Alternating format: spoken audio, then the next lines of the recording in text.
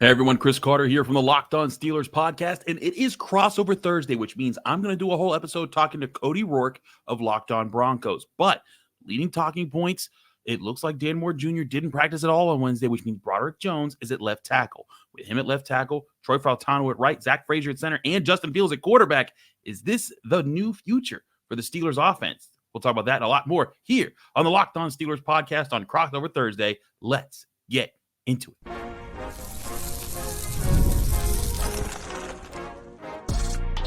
You are Locked On Steelers, your daily Pittsburgh Steelers podcast, part of the Locked On Podcast Network, your team every day.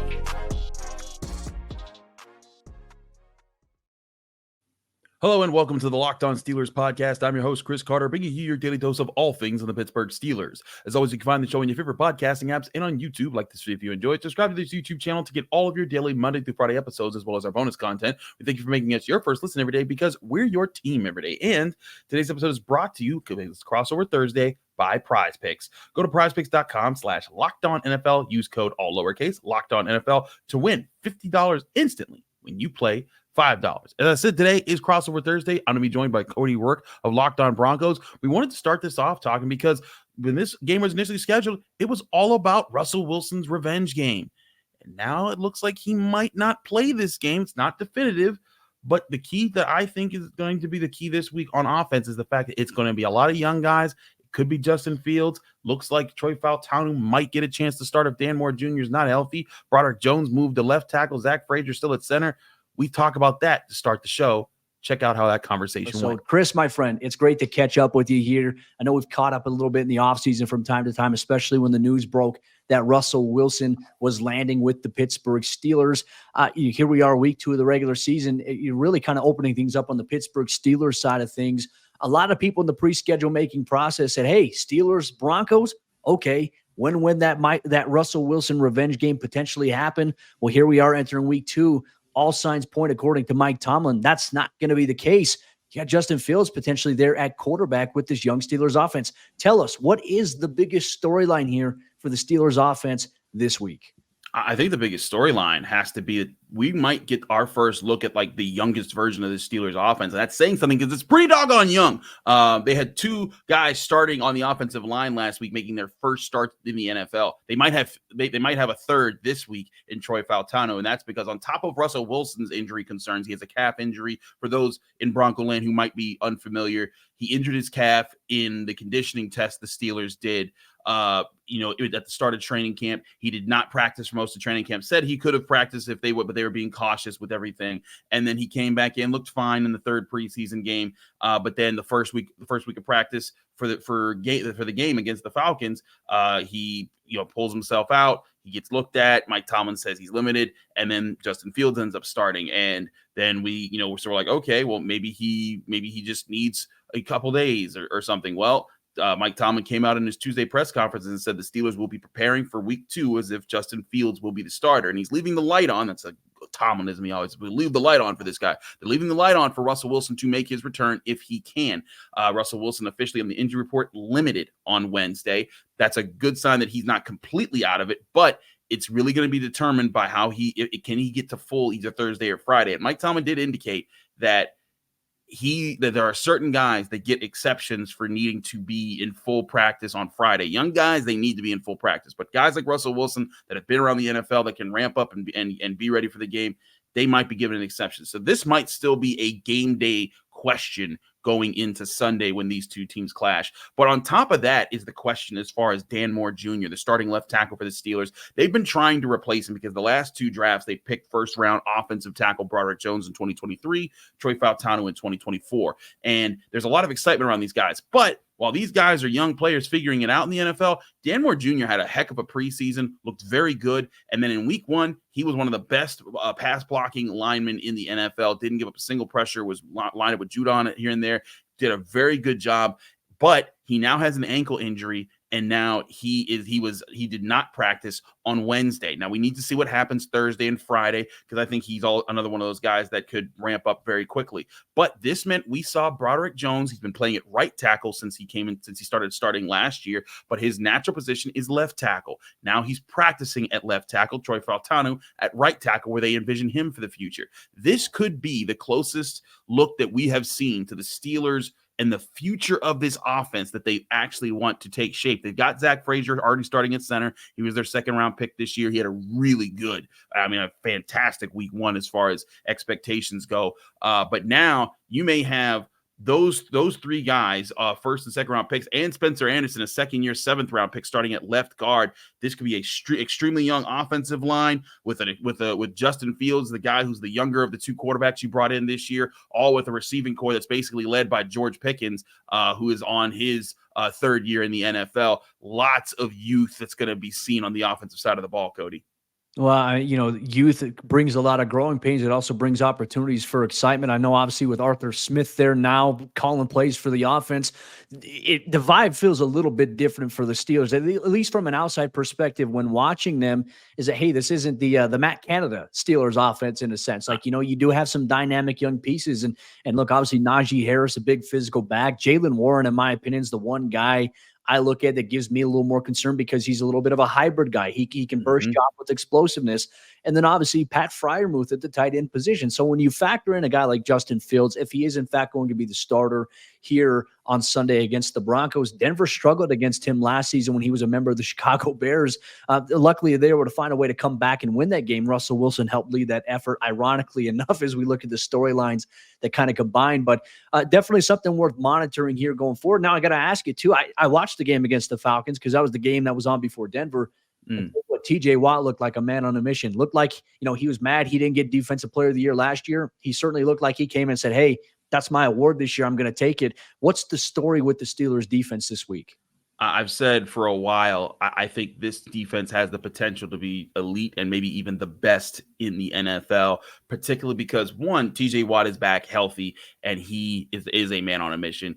It's funny, when he won the 2021 NFL Defensive Player of the Year, he was furious that he didn't get it the year before when he was fantastic that year as well. Then in 2020, when he just tore everything down. Now, 2022, he got injured, missed half the season. So he was like, oh, that's reasonable. Of course, he didn't have his best year that year because he was hurt. But in 2023, when he led the NFL in sacks again, I think that was his fourth time of his career leading the NFL in sacks. And I think that he's like the only guy in NFL history to lead it 4 out of 5 seasons or something like that.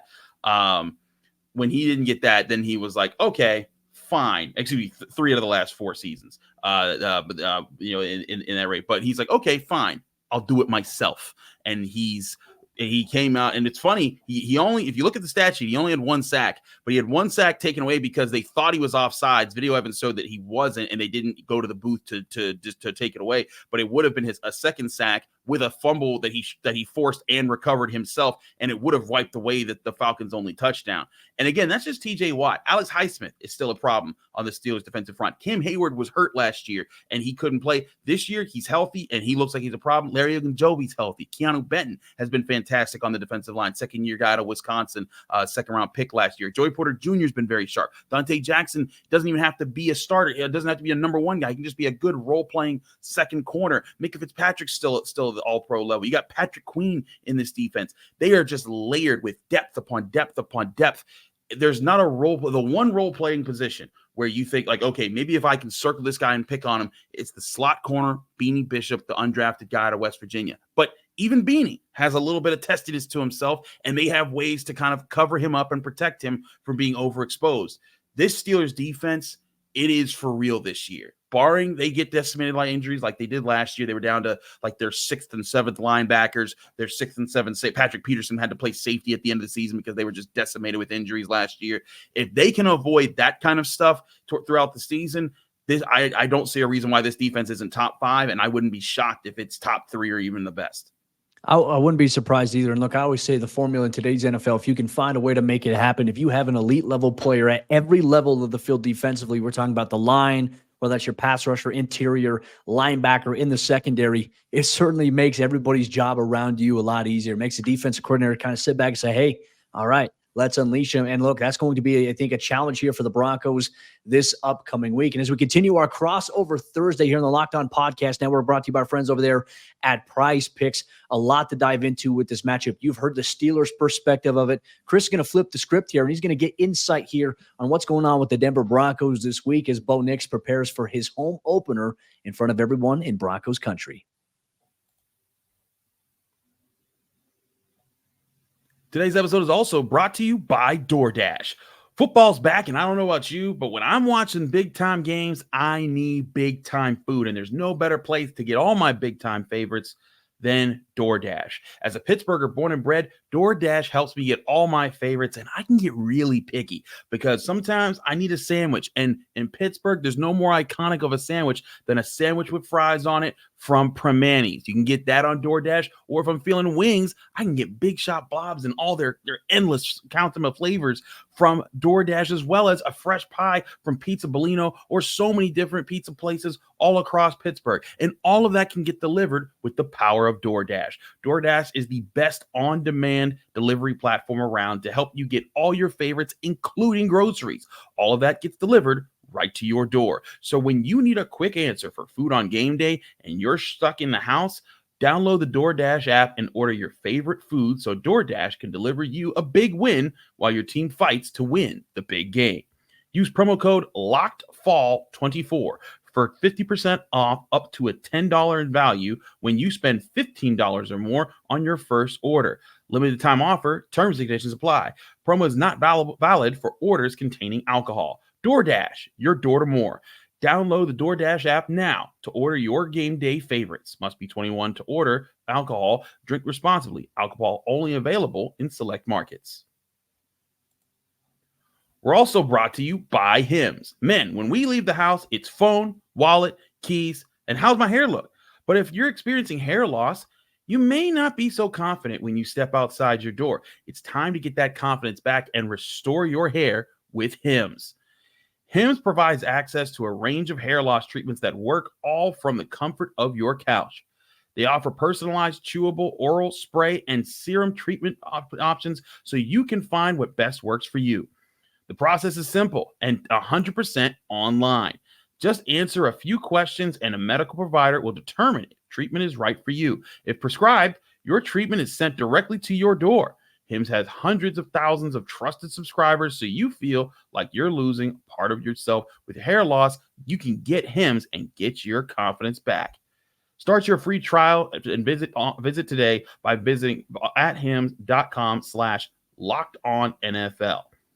That's hims.com/lockedonnfl for your personalized hair loss treatment options. Hims.com/lockedonnfl. Results vary based on studies of topical and oral minoxidil. Prescriptions products require an online consultation with a healthcare provider who will determine if a prescription is appropriate. Restrictions apply. See website for full details and important safety information.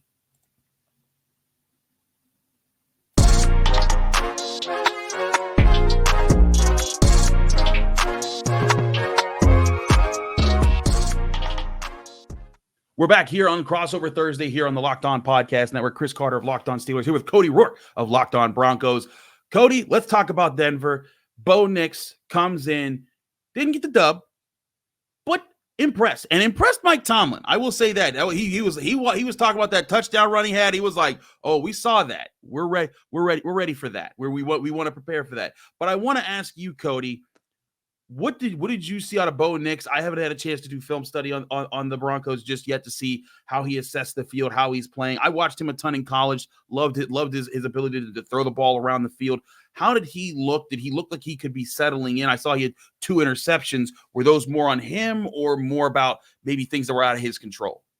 Yeah, look, that's the story of the Broncos offense going into this week. You know, how can Bo bounce back? And look, it's not an easy test against that Steelers defense that we just talked about in the previous segment here. You know, for Bo, his first NFL start in the regular season, we were all, I think, a little surprised at his performance, right? Because I think all throughout training camp, all throughout the preseason, Bo has been consistent. He's been steady, and he's made some impressive plays. He looked like an entirely different player in Sunday's opener against the Seattle. And look, obviously, that's a loud environment. That maybe has a factor to play into it, but it was more so what had happened on first and second down that really made it hard for Nix. And at times there was some mechanical stuff that he's got to get corrected. That's what Broncos head coach Sean Payton told us earlier here in this week here. And a lot of it wasn't based on what Seattle was able to do. I didn't feel like Seattle's pass rush was that great. However, I felt like their linebacker play was disciplined. Their secondary was really good at keeping things in front of them. And then that defense, they forced you to throw it short, and then they rallied and tackled. Well, now this week, you play the Steelers defense that's going to send pressure after you. They're going to play some zone, but they're going to play a lot of man. They're going to send pressure after you to try to get after you. So how does a young guy like Bo Nix respond? I think being in front of the home crowd will help out a little bit, I think, for him here in this situation. But I think a lot of it is for him, he pressed a little too much in that week 1 opener. There were some times where he had some blatant misses. He did have some bad decisions. Both of his interceptions that he threw on Sunday against the Seahawks, they were poor decisions there. And I think it's a learning adjustment for him saying, wow, okay, hey, the speed in the regular season is a lot different than what you're going to get in the preseason. And I think it's going to allow him to adjust. I will say this about Bo, from what I've seen from him, just covering him in person, is that he learns from his mistakes quickly. Usually he doesn't make the same mistake twice. And of course, he's going to be critical on himself. He went through and he was taking a look at the film this week with Davis Webb and obviously with Sean Payton. I think they're going to try to come out and establish a game plan that's going to put him and everybody else around him on offense in a position to succeed. But the challenge is you have the great equalizer in TJ Watt. You have Alex Highsmith. You have Patrick Queen at that second level, Mika Fitzpatrick, Joey Porter Jr.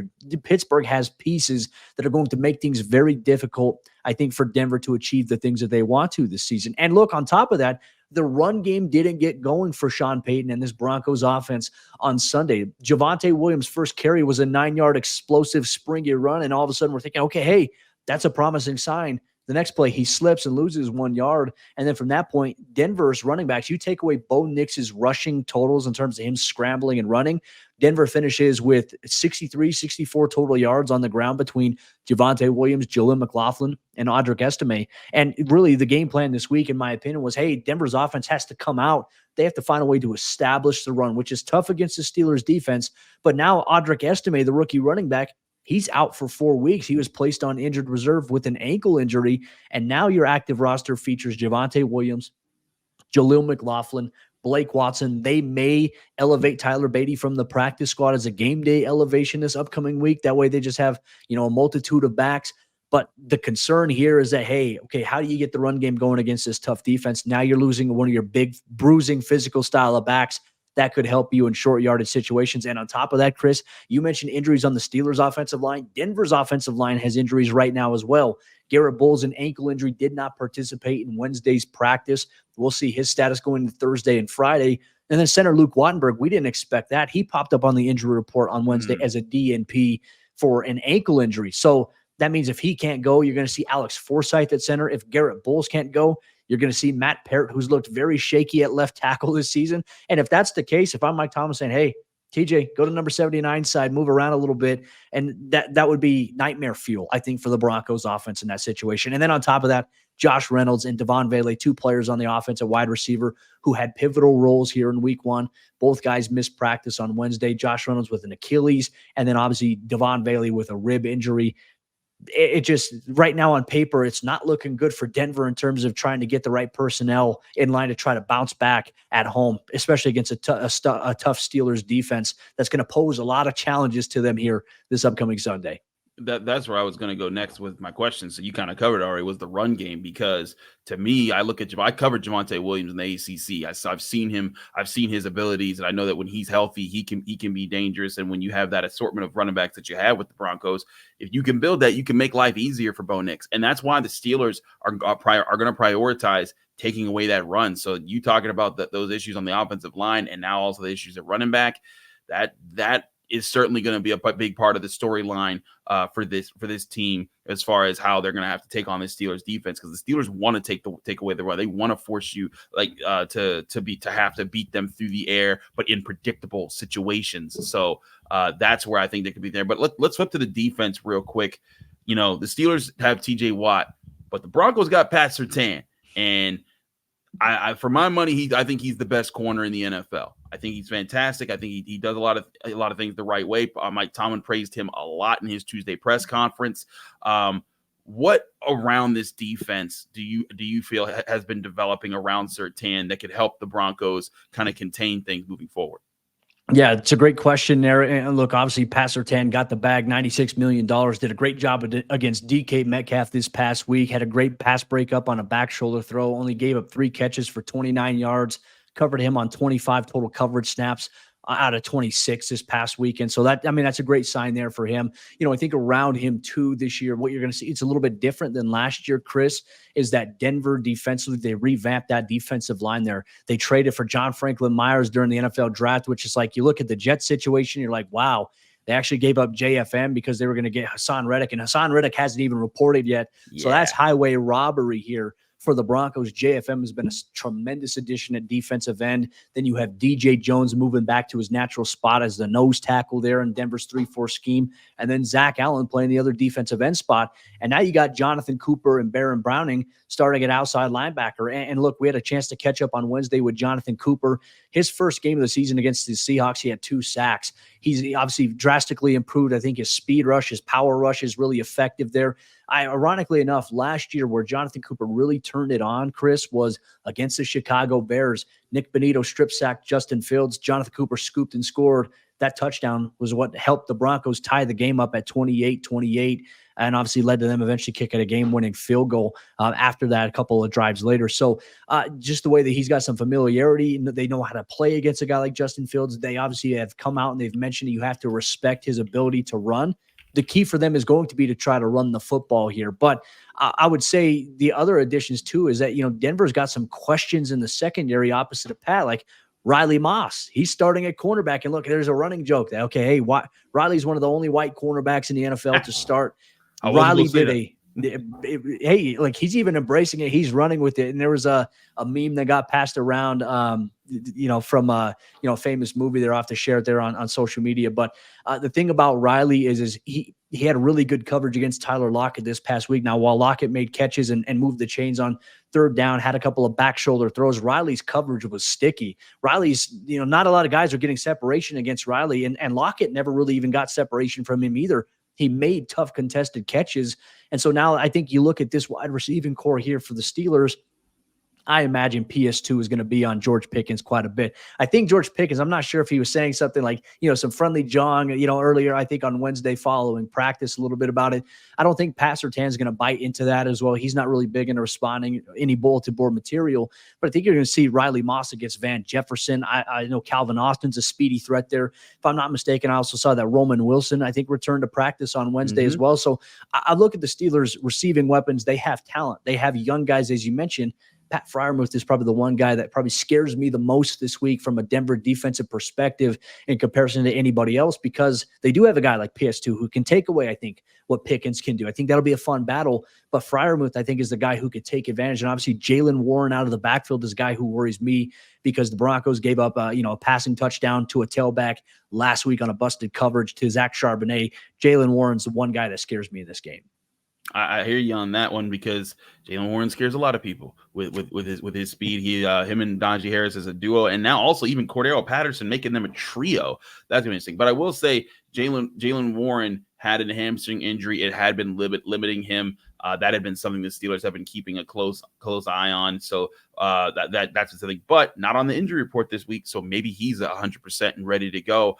But Cody, let's get to some of our keys of the game. We're going to do that in the next segment where the Steelers are going to try and find some key because they have not won in Denver since 2009. I was in college back then. So we'll get to those keys right after this here on Crossover Thursday on the Locked On Podcast Network. Today's episode is also brought to you by FanDuel Sportsbook, the #1 sportsbook in America. You heard us talk a lot about FanDuel, America's #1 sportsbook. Well, this week, here's a look at the FanDuel Sportsbook lines on Steelers at Broncos. The line is moving slightly right now in favor of the Broncos, maybe because of some of the injuries the Steelers have sustained. But the Steelers are still 2.5-point favorites on the road at -110. Or you could take them straight up at -148 with the Broncos at +126. And the over-under still set at 36.5 points. But there's plenty of odds, ends, and lines that you can get by downloading FanDuel at Sportsbook as an app right on your phone. And right now, FanDuel has something a little different for you. Now through September 22nd, all FanDuel customers can bet $5 and get a 3-week free trial of NFL Sunday Ticket from YouTube and YouTube TV. Then with a YouTube TV base plan, you'll be able to watch every regular season Sunday afternoon out-of-market game. All you need is a Google account and a current form of payment, and you can cancel at any time. Just visit FanDuel.com to download America's #1 sportsbook.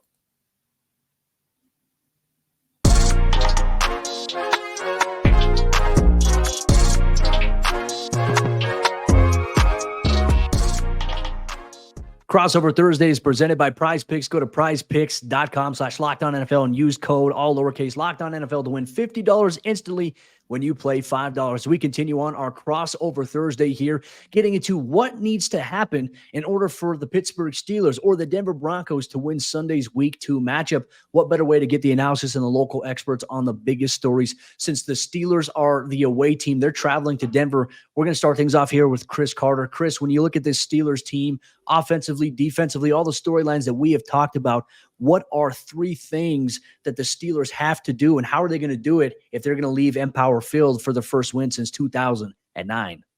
That's the thing. They're going to have to do it their way. I think that the Steelers are in a position where they know their traditional way of playing football, the way they've done the last 3 years since Ben Roethlisberger's been out the league. That is a way that they can go about playing. They did it last week against the Falcons.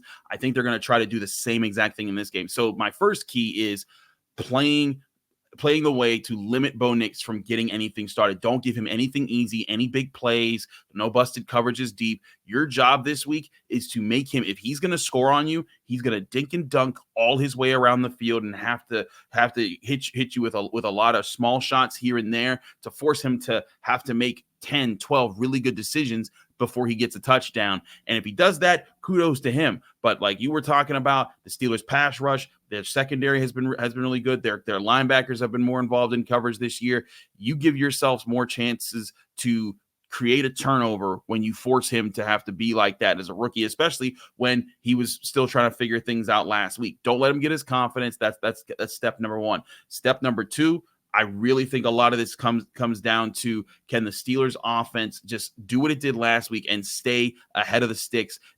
I know they didn't get a touchdown and everyone saw, wow, 6 field goals. They're not going to win too many games like that. But I think that they'll eventually start to finish drives. But the big thing that I saw last week, Cody, was they were able to possess the football. They're in week 1, they were 4th in time possession. They were 20th last year or something like that. And that was a complete turnaround after Matt Canada got fired. And so what you're talking about, Arthur Smith, and the differences there's one there. They're possessing the football. That means Justin Fields has to win 3rd downs. They got to give Justin Fields 3rd and shorts, 3rd and 5 or less, to allow them to have the threat of running the ball as well as passing the ball.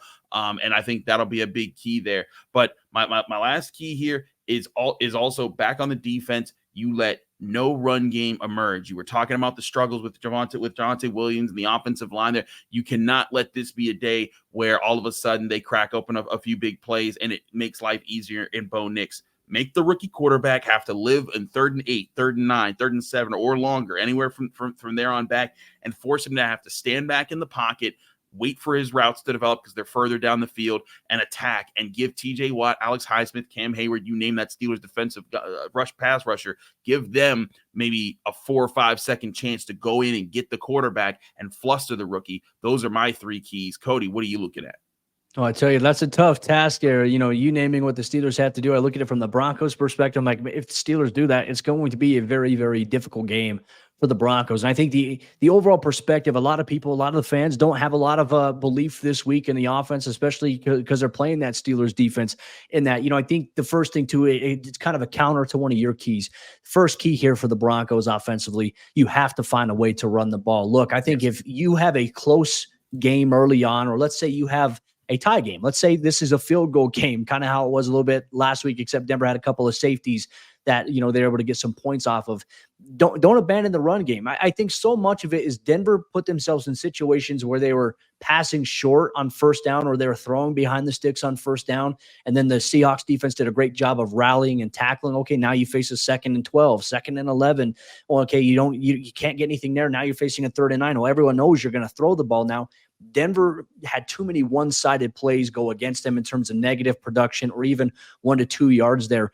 If you can get the run game going, you allow Bo to not have the pressure on his shoulders to say, okay, I've got to press here to try to make a play happen. I think that's what he did a little bit too much in week 1. And ultimately it cost the Broncos, I think, a victory. And it cost Bo a good performance that he could have had against the Seahawks last week. And the Steelers defense, as Sean Payton has said all week long, he said, no disrespect to Seattle, this defense we're facing this week is a more experienced unit. These guys have been playing together, and they certainly have a scheme that's going to try to dictate the outcome of the game. So I'm very curious to see how Sean Payton counteracts. You can't do it without trying to get the run game going. We'll see if they stick to that, or we'll see if they abandon it early on. If Denver finds themselves down, 2 possessions, they will more than likely abandon the run game. So Denver can't find themselves in that situation. That'll be key number 1. Key number 2 here, limit the explosives given up. Now, while the Broncos lost this game to Seattle 26-20, there were really 2 plays that defined the outcome of it against Denver's defense. Now, in the third quarter, the Seahawks went a little bit up-tempo. They gashed them in a no-huddle approach, and then Kenneth Walker had a 23-yard touchdown. Okay, that's an explosive play you give up. There's that. Geno Smith earlier in the game had a 34-yard touchdown run because Denver sent an all-out pressure. It was beautifully sent, beautifully timed, but then there was one guy just off by half a yard. Geno Smith took it, and he ran for 34 yards. Justin Fields is a lot faster than Geno Smith, so you can't have those type of breakdowns where Fields can step up in between, in the pocket when it kind of creates a little bit of an opening. He can get to the second level and take it. We've seen Fields rush for over 100 yards from a quarterback standpoint in Chicago. You don't think he can't do it with the Pittsburgh Steelers. That will be a challenge. And also just accounting for the tailbacks, another explosive. Zach Charbonnet wide open on a running back wheel route. Seemed like a miscommunication defensively, but limit the explosives here by the Steelers offense, who do have some explosive players, albeit that they are young, but they still have the capability of breaking off a big play, and that could suck the wind out of your sails early on. That is key number 2. The third and final key here, Bo Nix. He has to play better, and the offense needs to be ahead of the sticks in a lot of the situations. You couldn't ask for a tougher test for Bo Nix than this Steelers defense, because how often is it that you're going to find yourself ahead of the sticks when you're facing that vaunted pass rush there? And look, not a lot of people, I think, talk about Alex Highsmith enough. He's evolved over the last couple of years to be a very, very good pass rusher opposite of Watt there. And you mentioned a fully healthy Cam Hayward. This is a tough challenge. And look, if Bo can play better, if he can rise to the occasion, it's going to change a lot of the opinions that fans had on him following week 1. It doesn't get any better than the opportunity and the challenge of the Steelers defense, but at the same time, it could also dig in a little bit of a deeper hole. So Bo, for the third and final key, he has to play better, and the offensive unit around him has to help him out in some way, shape, or form. I think there's a lot of similarities between how these teams need to win this football game. I think it's what happens when you got young quarterbacks that you're trying to protect, young offensive lines that you're trying to still put together. I do think this could come down to those explosive plays. Which team can get some of those to make life easier for their offense, and that could be. I think that's going to be maybe the story of the game. Is if Bo Nix gets that, it changes everything, and it gives them a chance. It gives them a chance to put the Steelers offense in desperation mode. But that might be the ultimate key here is, Cody, get one of these offenses into desperation mode. If one of these teams gets a 14-point lead at some point in this game, the other is going to be pressed to step outside of itself and do things that could be dangerous and lead to even more mistakes. Yeah, 100%. And look, in this game, I know the lines have moved a little bit. Initially, the Steelers were 3-point road favorites against Denver. That line is now shifted to our friends over there at FanDuel Sportsbook to 2.5 road favorites here against the Broncos, where the over-under is set at 36.5, where it feels like the under might be very appeasing in this game here. We'll see how it all goes. But look, that's a wrap for our show today here on the Locked On Steelers podcast and Crossover Thursday. Big shout out and thank you to Cody Roark of Locked On Broncos, our guy there. Check out his channel for all the updates on the Broncos leading into the big game on Sunday in Denver. But of course, check in here with us on Locked On Steelers for our Friday episode, where we'll be breaking down this game and giving you all our picks for the upcoming weekend here on the Locked On Steelers podcast. Again, I'm your host, Chris Carter. Follow me on Twitter and Instagram Instagram at Carter Critiques. Read my work at the Pittsburgh Post-Gazette, post-gazette.com, and find me here every Monday through Friday on your favorite podcasting apps and on YouTube right here on the Locked On Steelers podcast.